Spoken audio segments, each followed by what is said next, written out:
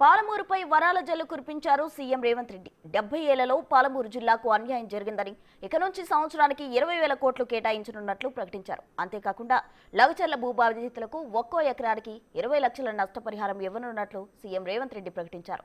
కాంగ్రెస్ ప్రభుత్వం ఏర్పడి సంవత్సరం పూర్తవుతున్న నేపథ్యంలో రాష్ట్ర వ్యాప్తంగా ప్రజాపాలన విజయోత్సవాలు ఘనంగా నిర్వహిస్తున్నారు.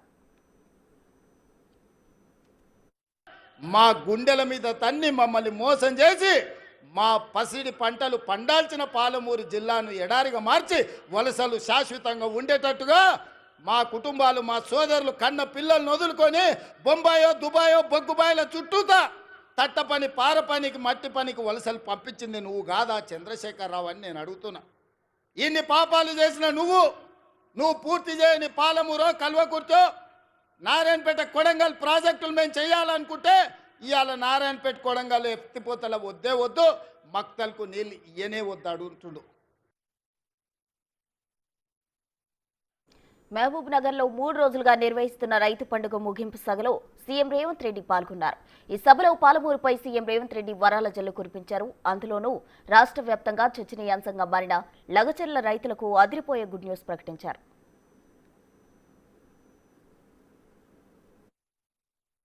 ఊరేసుకోండి అని చెప్పిన ఆనాటి పెద్ద మనిషి మీరు వరి వేసుకోండి, వేసుకున్న వరికి 500 రూపాయల బోనస్ ఇస్తాం, మీ ఖాతాలో 3 రోజుల్లోనే బోనస్ కనక వర్షం గలగల రాలుతుంటే బీఆర్ఎస్ వాళ్ళ గుండెల్లో పిడుగులు పడుతున్నట్టుగా ఉన్నది మిత్రులారా. లగచర్లలో ఫార్మసిటీ కోసం భూసేకరణ అంశంలో స్థానిక రైతులను బీఆర్ఎస్ నేతలు రెచ్చగొట్టారని, వాళ్ళ మాటలను నమ్మిన అమాయకులు అధికారులపైన దాడులు చేసి ఇప్పుడు కేసులో ఇరుక్కున్నారని సీఎం రేవంత్ రెడ్డి ఆరోపించారు. అయితే లగచర్లతో పారిశ్రామిక వాడను ఏర్పాటు చేస్తామని, అందుకోసం భూసేకరణ చేసి తీరుతామని రేవంత్ రెడ్డి స్పష్టం చేశారు. 1300 ఎకరాల భూమి తీసుకుంటే అది తన కోసమా అంటూ ప్రశ్నించారు. తన సొంత నియోజకవర్గంలో పరిశ్రమలు స్థాపించి అభివృద్ధి చేయాలన్నదే తన తపన అని రేవంత్ రెడ్డి స్పష్టం చేశారు. 3 లక్షల ఎకరాలు ఆ ప్రాంతంలో ఉంటే 1300 ఎకరాలు భూసేకరణ చేసి ఇండస్ట్రియల్ పార్కు తెచ్చి మా 20,000 30,000 మా కొడంగల్లో ఉన్న నిరుద్యోగ యువకులకు ఉద్యోగ ఉపాధి అవకాశాలు కల్పించాలి.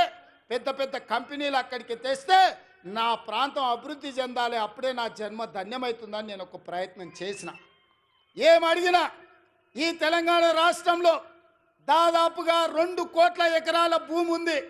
2 కోట్ల ఎకరాల భూమిలో కొడంగల్లో 1300 ఎకరాల భూమి సేకరించి ఒక పారిశ్రామిక వాడను నిర్మించి కొడంగల్ను నేను అభివృద్ధి చేయాలంటే చిచ్చు పెట్టి లగచర్ల మంటలు పెట్టి అధికారులను కొట్టించి కలెక్టర్ల మీద దాడులు చేపించి ఇవాళ అమాయకులైన మా లంబాడి సోదరులను జైళ్లకు పంపించారు.